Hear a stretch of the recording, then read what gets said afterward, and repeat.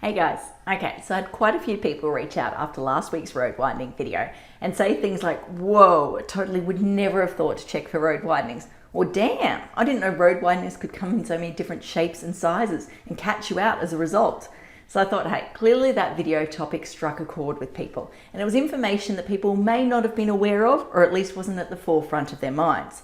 So in this week's video, let's build on that whole road topic and let's talk about ARSs, or access restriction strips.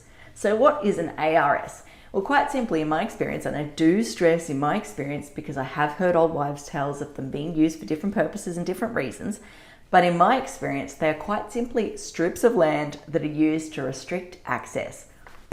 Like, you wouldn't have guessed it, right? Like the name says it all, come on. No, so what are they, or why were they used? Well, imagine this scenario. Back in the day, if you had a property that had dual frontage, and if one of those road frontages was to a major road like Gympie Road, Milton Road, or something like that, and council or DTMR wanted to prevent access to the major road and redirect future vehicle traffic through the back streets, then what they do is take a access restriction strip, or a strip of land off the main road frontage of the property as part of the development application. By taking that strip of land and converting it to allotment that was then owned by council, they removed your frontage to that road and acted essentially as a physical barrier to prevent you from getting access to that road. Now, why would they want to do that? That's a whole different video topic. I do have an idea to do like a dodgeball theme there, so maybe I'll do that next week. But basically for now, just trust me when I say they didn't want to direct access, and still don't these days, want to direct access onto the main road. They want to send you through the back streets. Now, I've heard that these things are no longer lawful, and the Planning Act was actually amended however many years ago to prevent council from using this mechanism to prevent access. But they still do the same thing, just in a slightly different format. They now use the conditions of approval and the crossover permit process to stop people from getting access to the main road, and again to send them through the back streets. So, while it's not done these days, they still exist out there. I reckon there's thousands, if not tens of thousands of these things out there on properties. So why do you want to check for them? Well, there's a few different reasons, but the main one I want to talk about today is you don't want to start the design process, or even worse, get through the whole design process for a renovation or a new house or something like that, and then find out at the end of the process that you can't get the access from the location you planned. So imagine a scenario like this. You turn up to a property, you're like, oh, great, I'm going to stick the garage on the western side. It's going to absorb all that afternoon sun for me. It's going to free up the eastern side for a nice morning light to come through. Oh, it's going to be amazing. Mwah, beautiful. And then you find out, oh no, you've got an access restriction strip on this side of the property. You can only put your driveway on this side of the property. Like, that's going to be an ultimate buzzkill, especially if you're at the very end of the process and you've got to certify it. So yeah, you kind of want to check for these things, ideally before you purchase a property, or if you're a design professional, before you start the design process with a client. So now that you know what they are and why you want to check for them, let's jump behind the computer and let's work out how to actually spot and find these things. Okay, so when it comes to spotting or finding ARSs, what you're looking for is signs or evidence of teeny tiny slithers of land between an allotment and a road. So I've got a few examples that I want to show you here.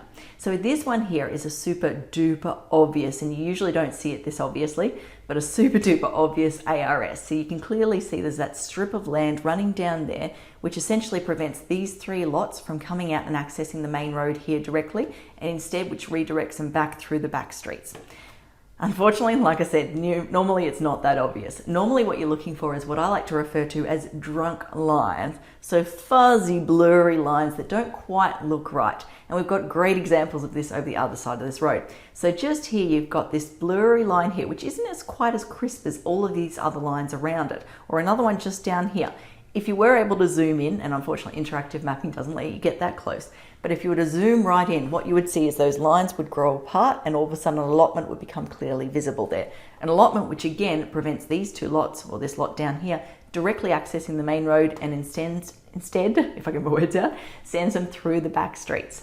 Now, I'll give you a couple more examples. This one over here, again, drunk line running all the way down here, which means these four properties have to come straight out onto this back street instead of coming onto this main road here. Now, bit of a tip that I want to give you guys, because unfortunately this has caught me out in the past. When you're searching interactive mapping, it will obviously bring up a red outline around the property. When you look at that, you go, okay, not seeing any ARSs. What you need to do is click on a property nearby to essentially remove the red, and in doing so you'll go, oh, whoa, suddenly there's an ARS there. I wasn't expecting to see that.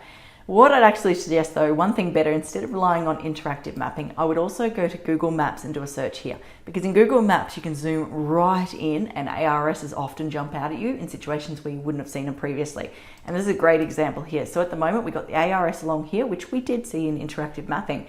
But hold on a sec, what's this over here and what's this over here? If we jump back to interactive mapping, I'm not seeing an ARS there or there. Yes, there's another one up the road here, again, a more obvious sort of one, but I'm not seeing anything there. Whereas again, go back to Google Maps, there it is, clear as day.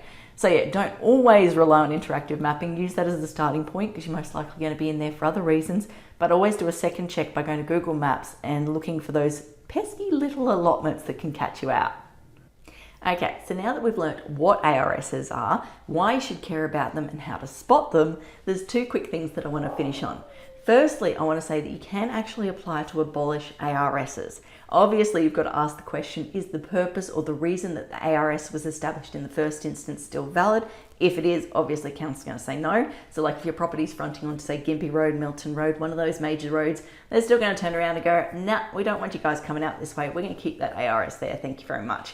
However, if it's in a back street and it's an area where maybe the estate hasn't developed quite as council expected, the road layout's gone in a different direction, the traffic volumes aren't quite what they expect along that road, then you can actually apply to have the ARS converted back to road.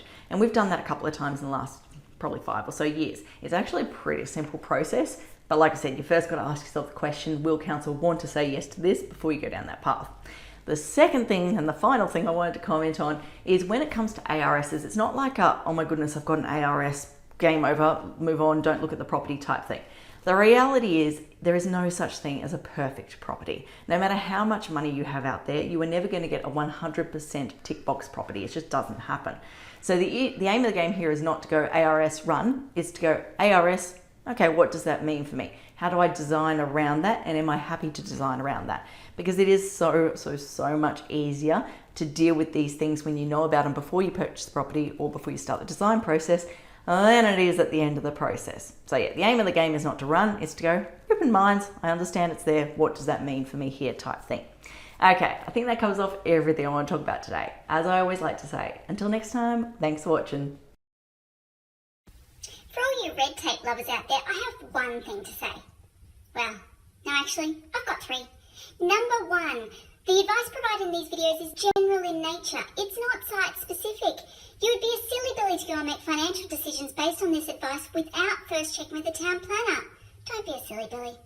Number 2, Brisbane town planning is in no way linked to Brisbane City Council. The views expressed in these videos are my own, not council's. So if you don't like them, blame me, not council. Number 3, what was my number 3? Oh yeah, the views expressed in these videos are accurate at the time of recording. If you're watching this video back 10 years from now, the views may not be so accurate. That's all. Bye.